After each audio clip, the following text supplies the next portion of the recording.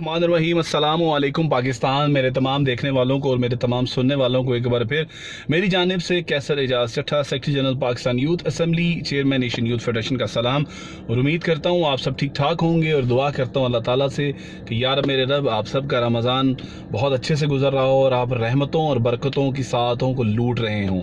आज का मेरा पैगाम पाकिस्तान के तमाम मुहिब वतन पाकिस्तानियों के नाम, पाकिस्तान के उन शेर दिलेर बेटों के नाम जिन्होंने अपनी जानें पाकिस्तान पे कुर्बान की, पाकिस्तान की उन माओं के नाम जिन्होंने अपने बेटों को घरों से रवाना करते हुए ये दरस दिया कि बेटा तुम्हारी दो माएँ हैं, एक मादर वतन पाकिस्तान और एक मैं। जब भी वक्त आए तो अपने पाकिस्तान इस धरती माँ पे अपनी जान कुर्बान से भी दुरेग और गुरेजा मत करना। मेरा मैसेज उन बहनों के लिए भी है जिन्होंने अपने भाइयों को पाकिस्तान पे कुर्बान किया। मेरा मैसेज उन बच्चों के नाम भी है जिन्होंने अपने बाप को पाकिस्तान के लिए कुर्बान किया। मेरा मैसेज उन बहनों के लिए, उन भाइयों के लिए, उन बेटों के लिए जिन्होंने कहीं ना कहीं पे किसी न किसी तरह से पाकिस्तान के लिए अपनों को खोया, पाकिस्तान के लिए अपनों को शहीद करवाया। मैं आज बात करने जा रहा हूँ असद दुरानी साहब की किताब के बारे में कि असद दुरानी साहब ने जो किताब का जो शोशा छोड़ा हुआ है और जिस तरह वो ये किताब को हम लोग धड़ाधड़ जिस तरह शेयरिंग मिल रही है और जिस तरह उसको सोशल मीडिया पे एक हाइप दी जा रही है, उसके बारे में बात करना चाहूँगा।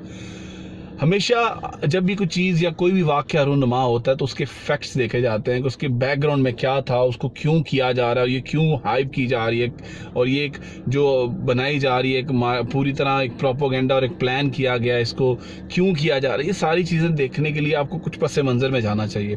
पाकिस्तान 1947 को जब मार्च वजूद में आया, 14 अगस्त 1947 को जब इस पाक सरजमीन का वजूद अमल में आया, तो पाकिस्तान उस दिन से लेके आज तक 14 अगस्त 1947 से लेके आज 27 मई 2018 तक दुश्मनों की आंखों में जो है वो खड़क रहा है, दुश्मनों की आंखों में रड़क रहा है। पाकिस्तान को ना तो उस वक्त दुश्मनों ने तस्लीम किया, ना ही पाकिस्तान को आज दुश्मनों ने तस्लीम किया। अब वो दुश्मन पाकिस्तान का मुकाबला सामने आकर तो कर नहीं सकते, तो उन्होंने क्या किया, उन्होंने पाकिस्तान को कमज़ोर करने के लिए, पाकिस्तान को तोड़ने के लिए, पाकिस्तान के अंदर बगावत का एक झंडा लहराने के लिए, बगावत की फ़ज़ा को तेज़ करने के लिए, पाकिस्तान में बगावत की हवा को आम करने के लिए उन्होंने बहुत से पत्ते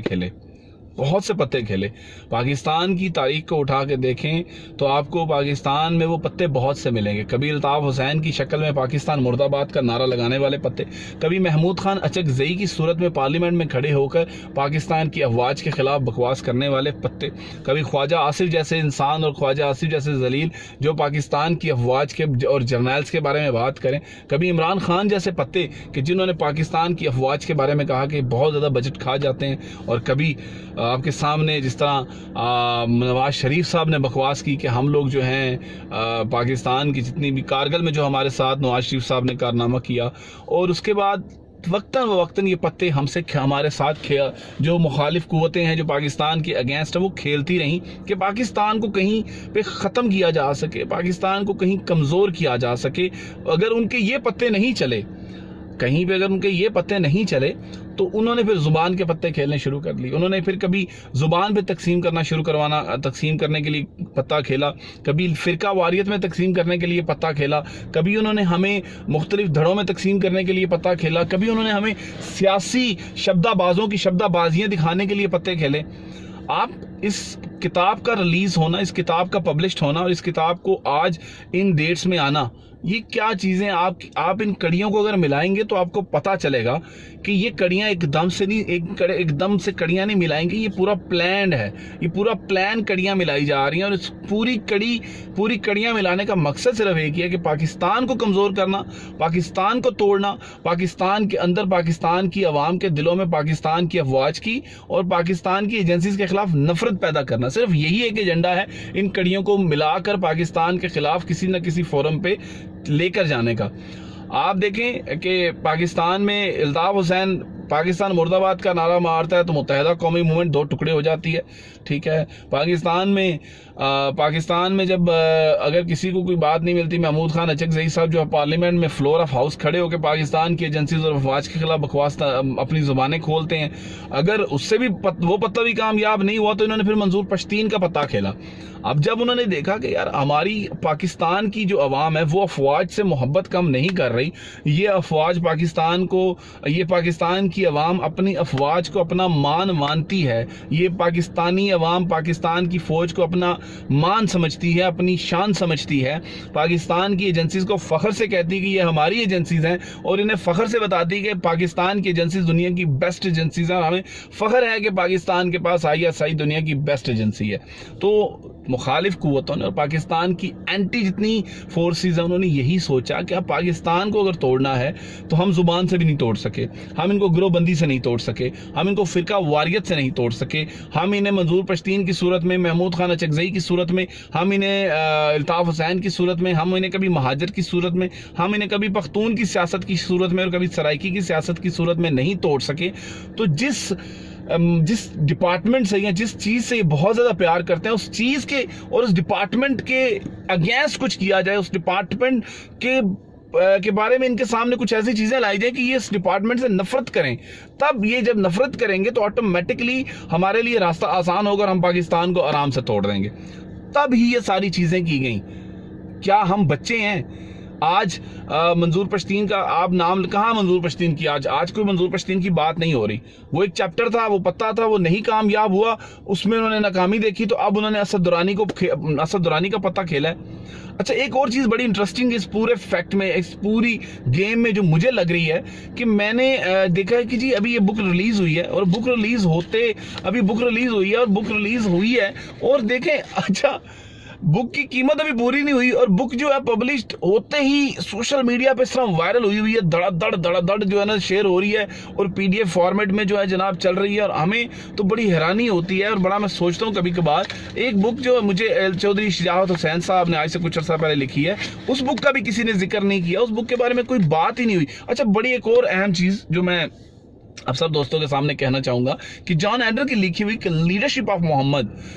600 पेजेस 600 रुपीज की किताब है, मुझे तो आज तक नहीं मिली इंटरनेट पे। और भाई आपकी किताबें इंटरनेट पे मिल जाती हैं, आप ही की किताबें इंटरनेट पे मिल जाती हैं और आप अपनी किताबों को इंटरनेट पे ला के पाकिस्तान के खिलाफ बकवास करते हैं। दूसरी चीज, लास्ट अपनी बात पूरी खत्म करूंगा इस चीज पे कि एक निचोड़ जो हमने निकाला है वो ये है, आप पाकिस्तान के खिलाफ बकवास करें, आप इस्लाम के खिलाफ बकवास करें तो आपको यूरोप का जो है वो प्रोटोकॉल भी मिलेगा, आपको यूरोप की नेशनैलिटी भी मिलेगी, आपको यूरोप की जो है आपकी यूरोप की जो पार्लियामेंट है वो भी इज्जत देगी, आपको यूरोप के जितने जो एजेंसीज हैं वो भी रिस्पेक्ट देंगे। हाँ, अगर आप बात पाकिस्तान की करोगे तो आपको ब्लॉक किया जाएगा, आपको सोशल मीडिया पे बैन किया जाएगा, आपको रिमूव कर दिया जाएगा। हाँ, अगर आप बात करो पाकिस्तान की, अगर आप बात करो पाकिस्तानियत की, तो आपके ऊपर टैग लगा दिया जाएगा कि ही इज अ टेररिस्ट और शी इज अ टेररिस्ट, ये सिर्फ एक्सट्रीमिस्ट लोग हैं, पाकिस्तान के अलावा इन्हें कुछ नजर नहीं आता। मेरे भाई, हम सबको यही कहते हैं कि पाकिस्तान को जानो, पाकिस्तान को समझो, पाकिस्तान को जब जान जाओगे, पाकिस्तान को जब समझ जाओगे, तुम्हें पता चल जाएगा कि पाकिस्तान क्या है।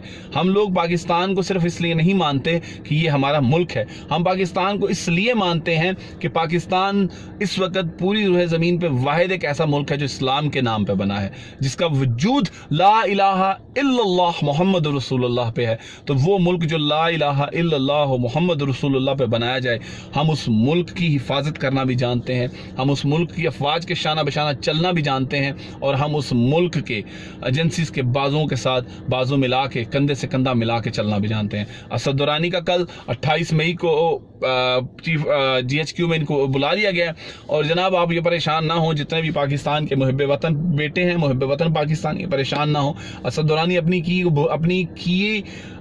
जो गलतियां हैं, जो अपनी इसने की हैं, उनको भुगतेगा, उसको मिलेंगी सजाएं। और ये बात मैसेज है उन लोगों के लिए भी जो पाकिस्तान की आर्मी के खिलाफ बकवास करते हैं कि अगर हम लोग पाकिस्तान की आर्मी और पाकिस्तान की एजेंसी से अपने साबिका हाई ऑफिसर को नहीं छोड़ती तो तुम लोग किस खेत की मूली हो, तुम लोगों की भी बारी आएगी और तुम लोगों से भी पूछा जाएगा, तुम लोगों से भी सवाल होगा और तुम लोगों को भी जवाब देना पड़ेगा। तो इसलिए बहुत एहतियात से, बहुत समझ के